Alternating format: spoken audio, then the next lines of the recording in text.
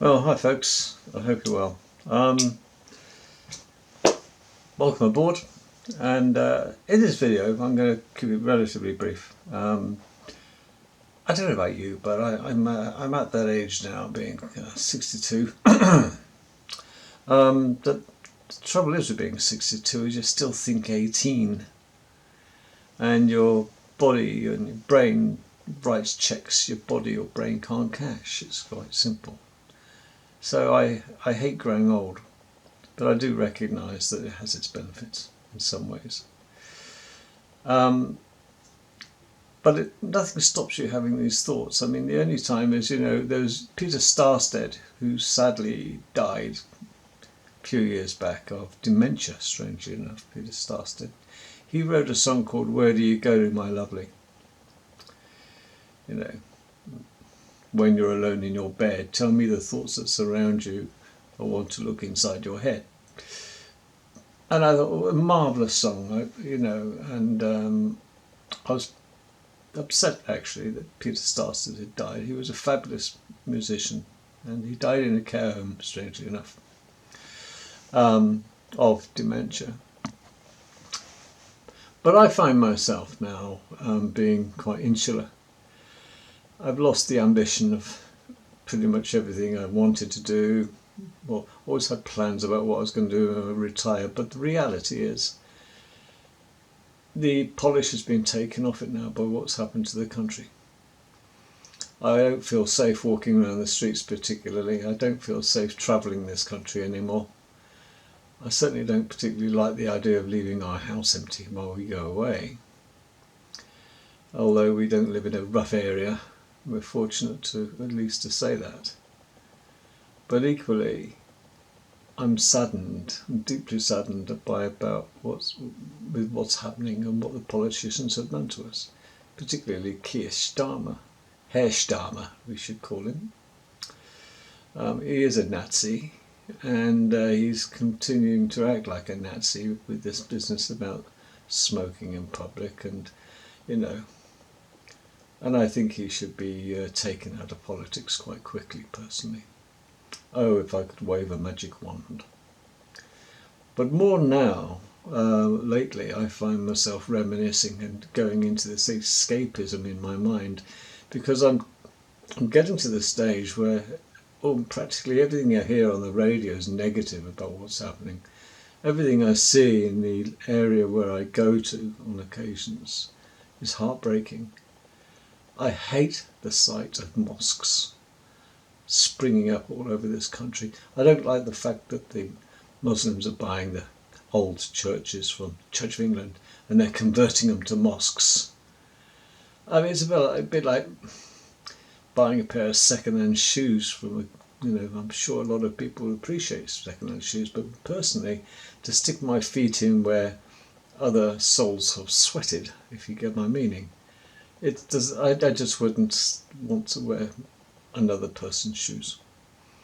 It's a matter of principle and nothing to do with hygiene. It's a matter of principle. But yeah, I know some people are forced, to the charity shops to get shoes because they're horrendously expensive in some places. But I think that there's one thing you don't skimp on in life, and that's good fitting shoes. And you should always get yourself some new shoes. And let them you be the original owner. I can't imagine sticking I just don't second-hand shoes, because people have sweated in them, and then it just becomes it's an unpalatable thought, quite frankly. But people do, because they need shoes that are expensive, particularly if you've got kids, But we can find the money. Isn't it funny that we always seem to find the money to do and get the things we want at the expense of the things that we don't want but have to have as a necessity? But we ignore that, don't we? And at our peril, I think. It's best to look after the pennies and let the pounds look after themselves. That's what they used to say, isn't it? But more and more now, I find myself staring into the fire and reminiscing, because I just want to go back. is because I see nothing in front that appeals to me.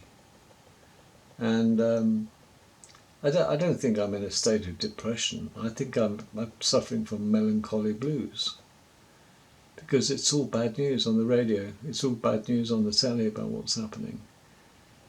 And somebody somewhere is rubbing their hands in glee over what's happening to the United Kingdom. And it's utterly disgraceful. But as an individual, I can't do much about it.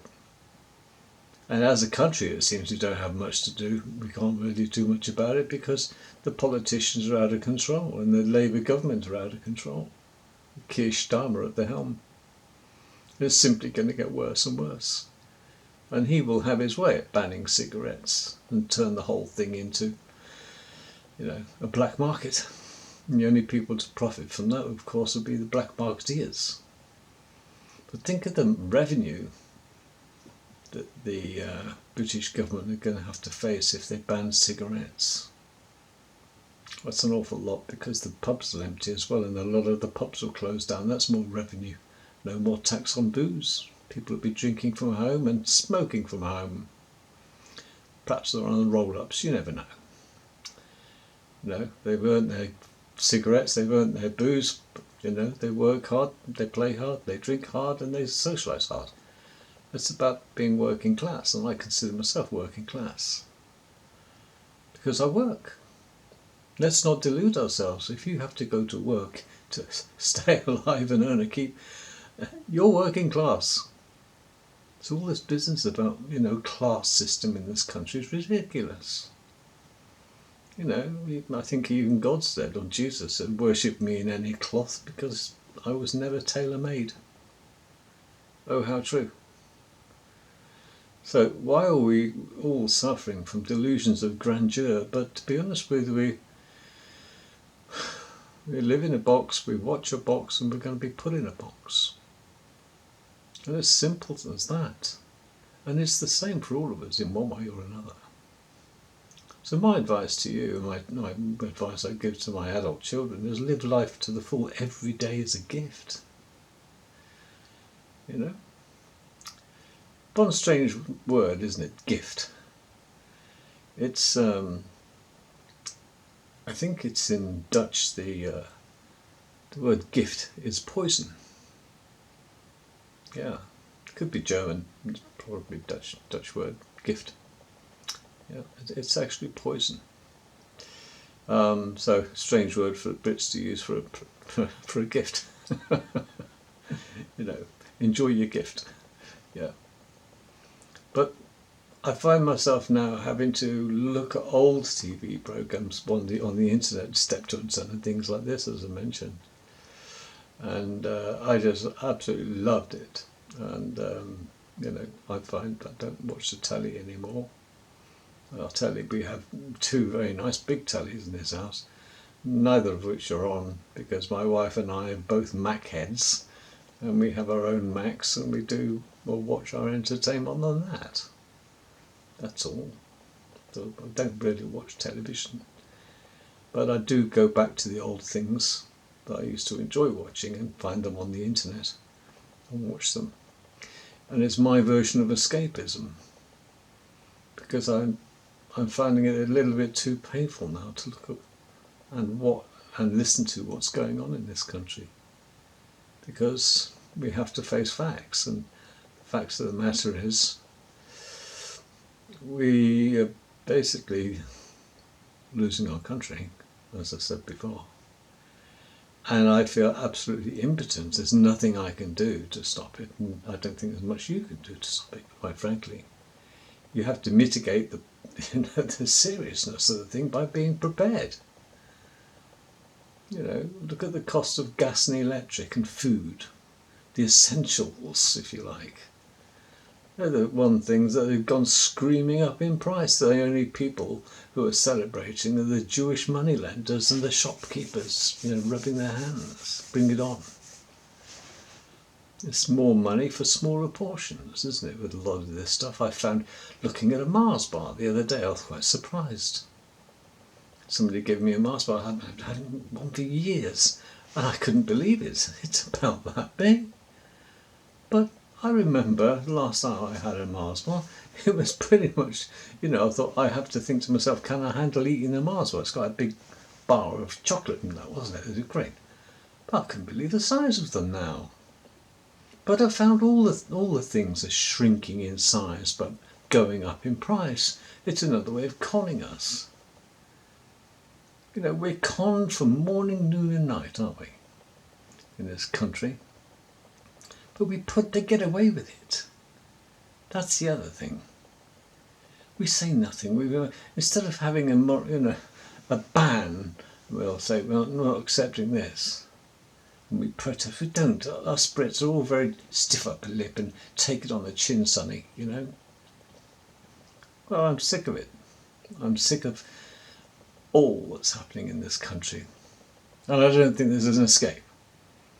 Sooner or later, all countries will be consumed by this Islamic invasion of one kind or another. And there will be civil war in lots of the European countries as well. So brace yourself and start prepping. If that's your thing, lock up your daughters, get a chastity belt put on them if you can. How handy the perpetrators of rapes in this country can be. As a gang raping team, they're not fussy, and they're not class conscious either. Ask Tommy Robinson all about what it's like to live in Telford as a young female. All the grooming gangs. You see, all this has come to light, and if it wasn't for the media and Tommy Robinson, who's spouting out about all this and bringing it to light, the common denominator in the horrible way things have turned out in the UK, in this country, I think has to be the invasion of these invaders with an agenda, quite frankly, to take over our country. And boy, they have the potential to do it. And they talk about, we'll send in the army. What are the army going to do? They're massively undermanned. They're young men. Just because they wear combats doesn't mean they're really that hard. They might have a gun, but they're not allowed to use it unless somebody tells them to use it. It's just a deterrence, but just because a man's wearing combats means he's really hard, does it? No, because these guys might be carrying a gun around, but they'll be facing the knives and the stabbings, stealth stabbings as well. Because these Muslims are not messing about. They intend to take our country from us. And you can talk about bringing the services in. What are they going to do? So the police, they arrive en masse, and they will gather around and all club together like a bunch of penguins in the Antarctic, and they're all taking cover behind one another because they think lots of them, one won't get picked out. Well, they do though, don't they? So the police are just as scared as everybody else. Okay, but they got the mace spray, they got the baton, but that's not going to stop a knife. It's only a question of time till policemen start getting stabbed as well. So there's no there's no way.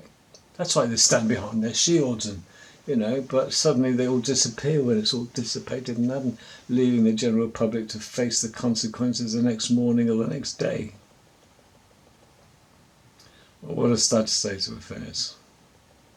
I'm going to go back to escapism. I'm going to go watch some old 1970s and 1980s TV and switch off this nonsense for a while. Because I'm just waiting for it to kick off. And it's getting progressively worse. And I don't see any solution to putting this genie back in the bottle. I'd value your opinion, and please do put comments and subscribe to my videos. That's all I ask. And maybe you can do a video and let me know what you've done and send a link or something about, what you have to say. We need more people to talk about this that are not press orientated, but are speaking from their homes and their heart. Thanks for listening, and catch you tomorrow. Be good. I'm off to watch Steptoe and Son.